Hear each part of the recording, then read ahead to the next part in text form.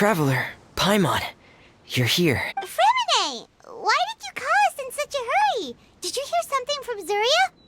Oh, if it's not good news, Paimon doesn't want to hear it! Don't worry, it's definitely great news. The Madame came here for a visit just now with her doctor.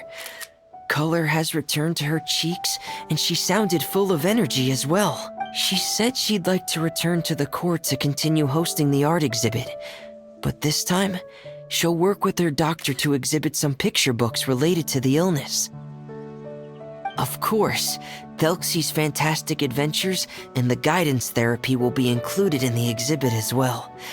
She'd like to use her experience to help others. That's wonderful!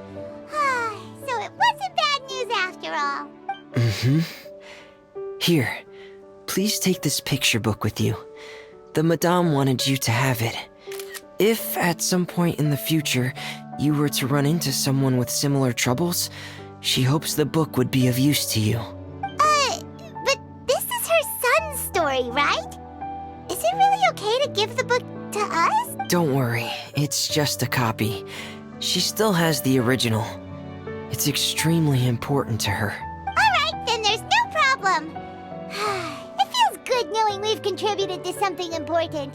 Paimon definitely didn't expect the fantasy adventure to be so useful. Paimon was a little worried about how everything would turn out. After all, fantasy is just fantasy. Paimon, do you know what the Madame said? She said that at the moment when she placed the crown on Thelxie's head, she felt like she really saw something beautiful. Her child had returned, and he told her that he loved her. She also said that was when she was finally able to bid farewell to her son. She felt like at that moment, she was healed by some mystical power, and she was filled with courage from head to toe. Oh, really? But could that just be another part of her fantasy?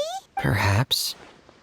But if fantasy is just fantasy, and the fantasy world is not real, then how could it still grant us these powers that we can continue to use in the real world? But what else could it be? A descent of the fairy tale world into the real world. At that time, the wondrous fairy tale temporarily became reality and influenced real things in our world. That has to be what happened. You saw it too, didn't you? What? That can't be what happened, right? There's just no way. Wouldn't it be like a miracle if that really happened? Yes, I suppose that would be a miracle. I hope that everyone who's found themselves in a dark place would be able to see something beautiful and experience a miracle.